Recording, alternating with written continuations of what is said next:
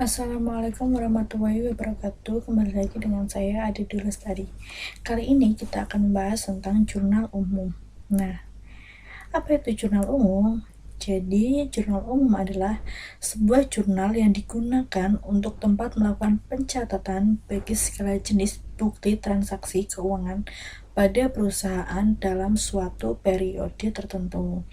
Nah, jadi jurnal umum itu dibuat dari dokumen transaksi yang ada di suatu perusahaan, kemudian dimasukkan atau dicatat transaksi tersebut ke dalam jurnal umum. Nah, bagaimana cara pembuatan jurnal umum? Jadi, cara penulisannya yaitu yang pertama dikerjakan urut per tanggal terjadinya transaksi. Kemudian yang kedua yaitu ditulis sisi debit terlebih dahulu, baru sisi kredit. Nah, kemudian untuk saldo normal akun yang dicatat di jurnal umum yaitu sebagai berikut. Yang pertama yaitu aset. Aset atau kita kenal dengan harta atau aktiva. Jika kelompok harta atau aset tersebut bertambah, maka pencatatannya yaitu pada sisi debit. Nah, kemudian jika harta itu berkurang, maka pencatatannya pada sisi kredit. Karena saldo normalnya yaitu berada di debit. Kemudian untuk utang atau kewajiban. Jadi, kelompok akun-akun yang ada di kelompok akun utang jika bertambah maka dicatat di sisi kredit, namun jika berkurang maka di sisi debit karena saldo normalnya yaitu berada di sisi kredit. Kemudian modal. Jadi akun-akun yang ada di kelompok modal jika bertambah dicatat di sisi kredit, jika berkurang dicatat di sisi debit karena saldo normalnya yaitu berada di kredit. Kemudian pendapatan. Semua akun yang berada di kelompok pendapatan jika bertambah dicatat di sisi kredit, jika berkurang di sisi debit karena saldo normalnya yaitu berada di sisi kredit. Kemudian yang terakhir beban. Kelompok akun yang ada di beban ataupun biaya jika bertambah dicatat di sisi debit dan jika berkurang dicatat di sisi kredit karena saldo normalnya yaitu berada di debit. Jadi yang saldo normalnya berada di posisi debit yaitu ada kelompok harta dan kelompok beban. Selain kelompok harta dan beban, saldo normalnya berada di sisi kredit. Nah, kemudian kita akan melihat tentang pencatatannya. Jadi di sini kalian masih ingat ya, barusan saya menjelaskan bahwa kelompok harta itu bisa dilihat jika bertambah di sisi debit, jika berkurang di sisi kredit. Nah, ini kan sama seperti tadi. Dan kelompok harta, utang dan modal termasuk ke dalam kelompok akun real, seperti yang sudah Ibu jelaskan pertemuan minggu lalu. Dan kelompok pendapatan serta biaya itu termasuk ke dalam saldo kelompok akun nominal. Nah, kelompok akun real itu dicatat di neraca dan kelompok nominal dicatat dalam laporan laba rugi. Semoga kalian masih ingat ya, untuk pertemuan minggu lalu Ibu sudah membahas sedikit tentang itu. Kemudian cara penulisannya yaitu sama seperti tadi, dikerjakan urut per tanggal terjadinya transaksi, kemudian yang kedua ditulis sisi debit baru di sisi kredit. Nah, langsung saja kita praktek ya. Praktek untuk mencatat jurnal umum. Jadi yang pertama ada contoh transaksi. Tanggal 2 Mei 2020 dibayar gaji pegawai sebesar 5 juta rupiah. Nah, pencatatannya bagaimana? Jadi, pencatatannya ini adalah contoh kolom pada jurnal umum. Ada tanggal, kemudian keterangan, kemudian referensi atau ref, kemudian debit dan kredit. Nah, untuk pencatatannya seperti apa? Jadi, sebelum kalian membuat kolom ini, diusahakan terlebih dahulu di atas kolom ini pertama ditulis dulu nama perusahaan, kemudian di bawahnya ditulis dulu jurnal apa yang akan dibuat ataupun dokumen ataupun jurnal atau buku besar atau neraca saldo yang akan dibuat itu ditulis. Kemudian di bawahnya yaitu ditulis periode pencatatannya. Karena ini kita akan membuat jurnal, maka ditulisnya yaitu per bulan. Nah, langsung saja Tanggal 2 Mei 2020 dibayar gaji pegawai sebesar 5 juta. Jadi pencatatannya pertama tulis terlebih dahulu tanggalnya. Di sini tanggalnya tertera 2 Mei. Kemudian keterangan. Nah, keterangan di sini itu ditulis akun yang digunakan karena ini dibayar gaji pegawai, maka yang bertambah yaitu karena membayar gaji yaitu beban gaji bertambah.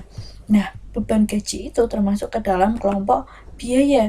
Kelompok biaya atau beban itu sama aja.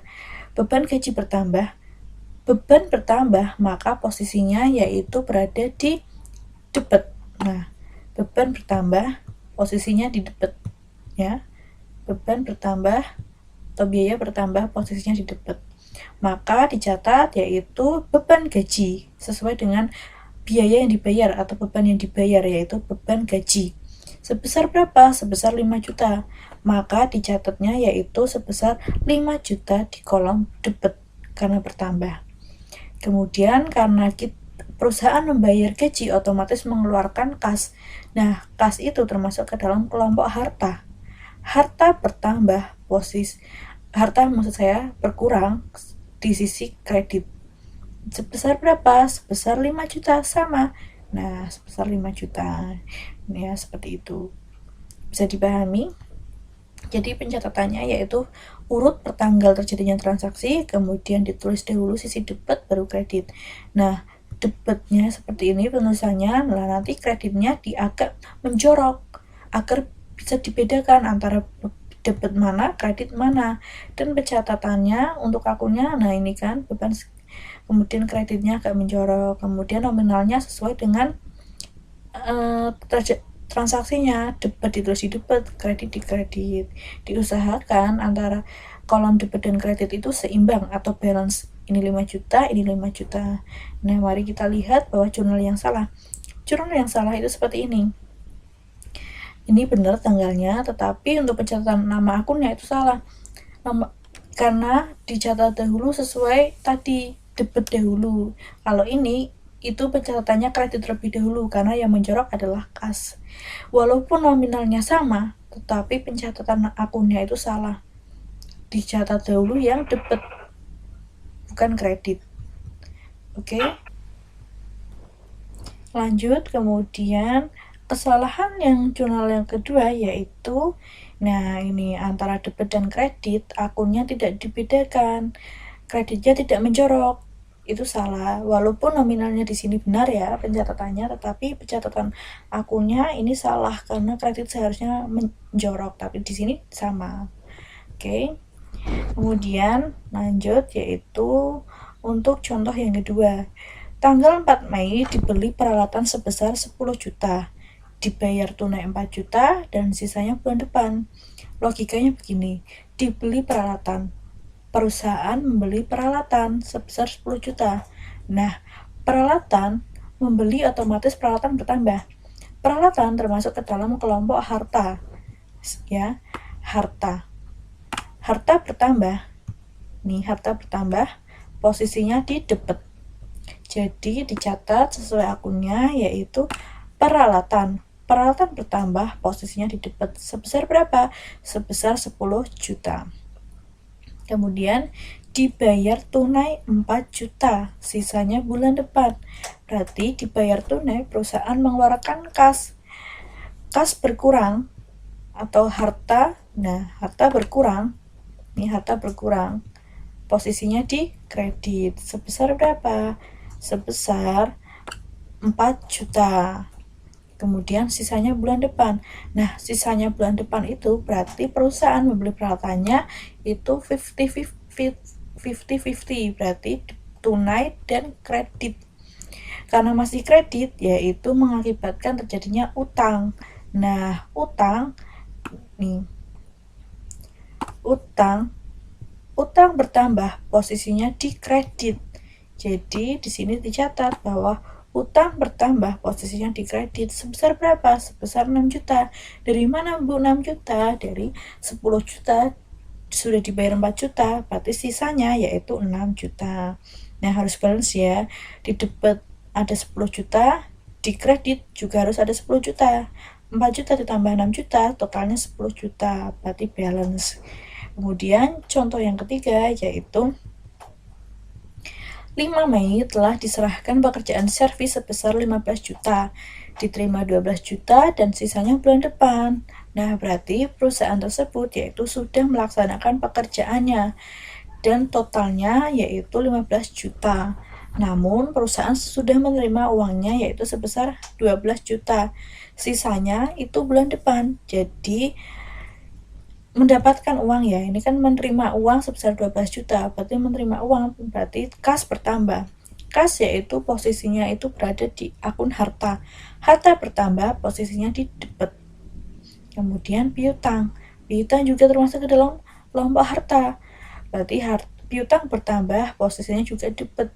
Kok piutang, Bu? Iya, karena kita berarti logikanya kayak kita sudah menyelesaikan pekerjaan, tapi kita itu baru dikasih uang 12 juta.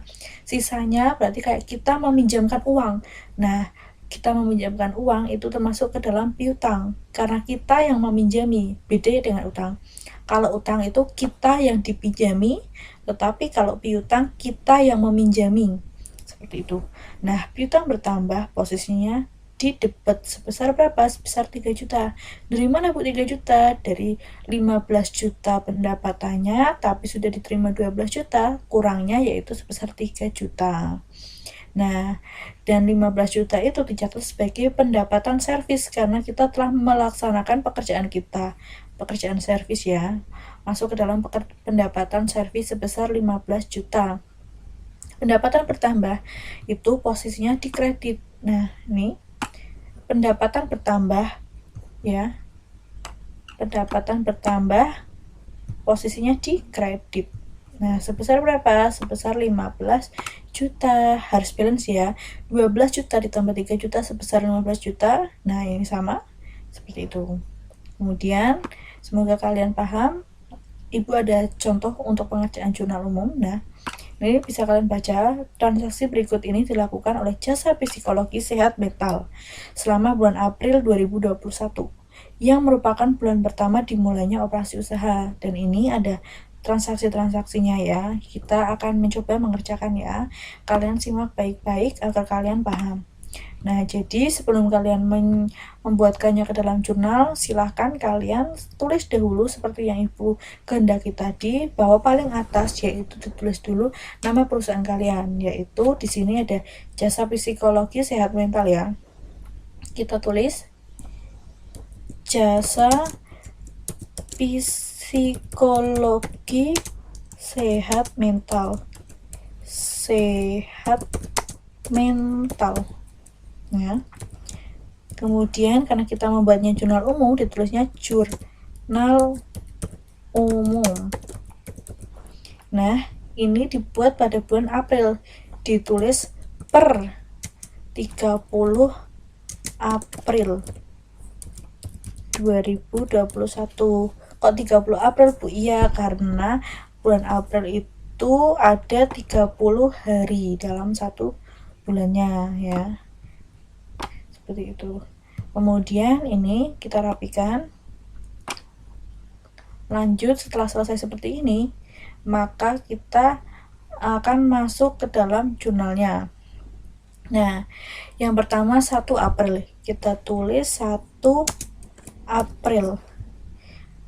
Nah, terjadi transaksi Tuan Rahmat menginvestasikan uang kas sebesar 60 juta untuk memulai usahanya. Maka pencatatannya seperti apa? Pencatatannya karena di sini Ahmad itu menyetorkan uangnya untuk kas, yaitu mengakibatkan kas bertambah. Kas perusahaan bertambah ya. Kas harta. Harta bertambah, posisinya di debit. Maka kita catat debit kas.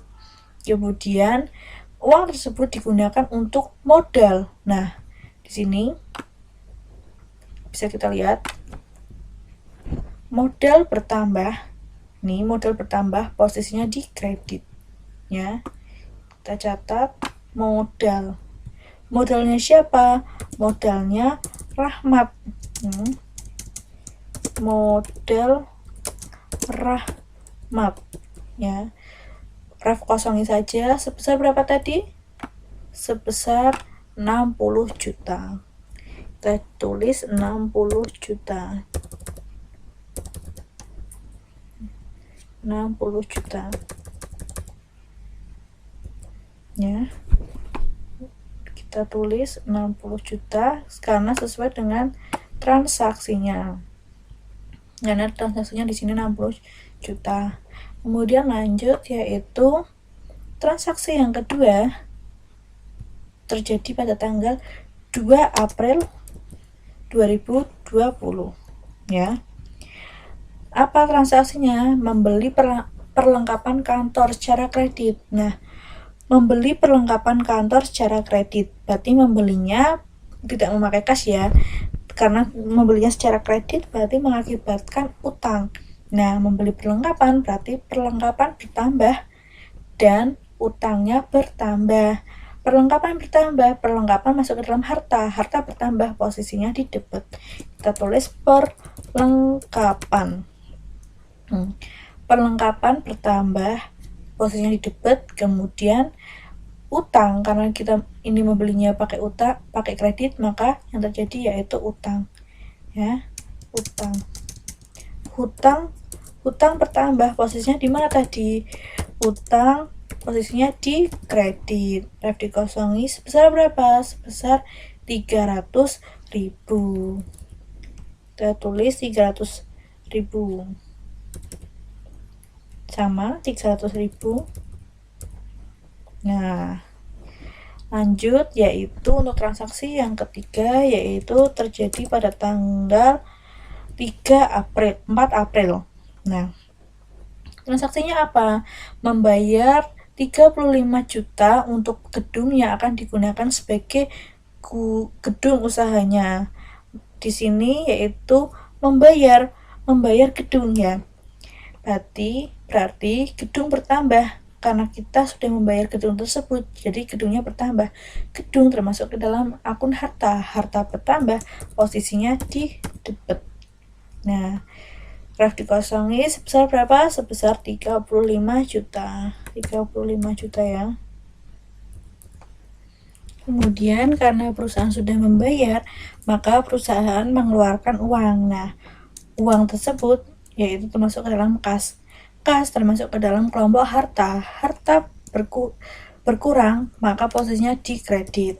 Maka tulis kas. Sebesar berapa? Sebesar 35 juta. Nah, lanjut.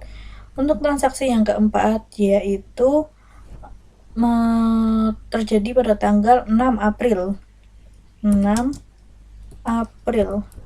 Transaksinya apa? Transaksinya yaitu membayar jasa kepada para pelanggan dan menerima uang kas sebesar Rp400.000. Tadi yaitu memberikan jasa pada pelanggan dan menerima uang kas sebesar Rp400.000. Jadi pencatatannya karena kita mendapatkan kas, menerima uang ya. Uang termasuk ke dalam kelompok harta. Nah, harta bertambah yaitu posisinya di debit kas. Sebesar berapa? Sebesar 400.000. Kemudian karena kita telah memberikan jasa, maka uang 400.000 ini adalah termasuk ke dalam pendapatan jasa. Karena kita ini adalah perusahaan jasa, jadi pendapatannya jasa ya, nulisnya kredit.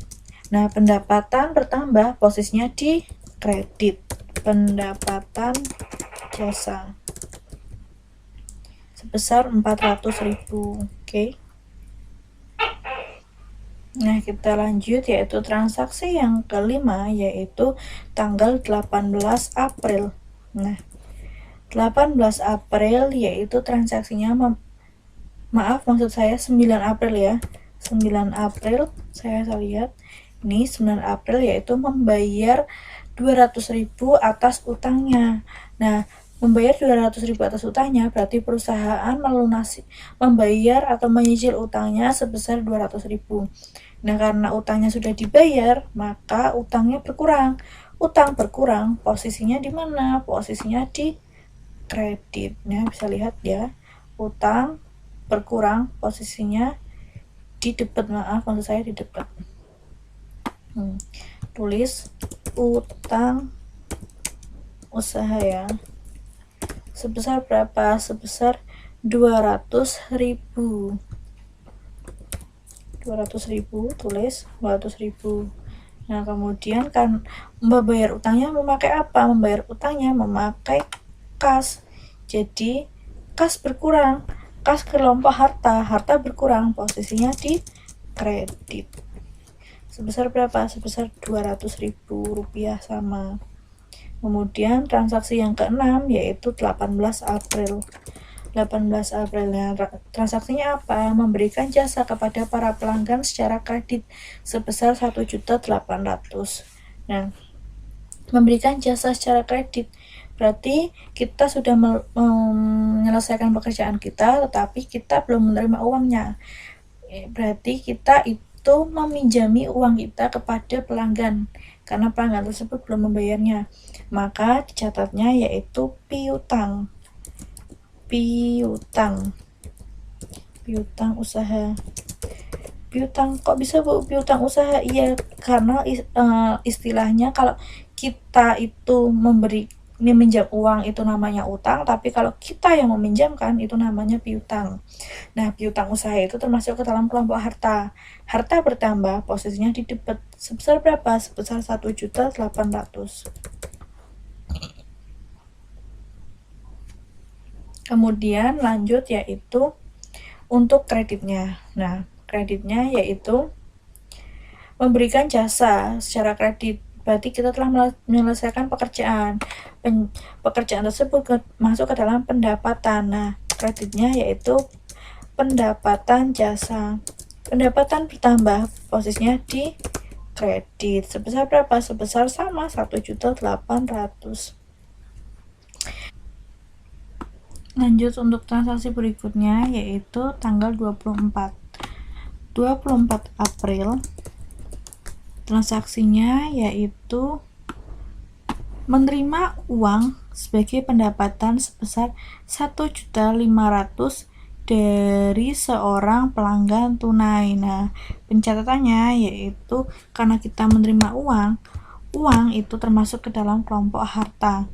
Nah, kas, uang itu kas ya. Jadi harta bertambah, posisinya di mana? Posisinya di kredit, di debit. Sebesar berapa? Sebesar 1.500.000 debit ya.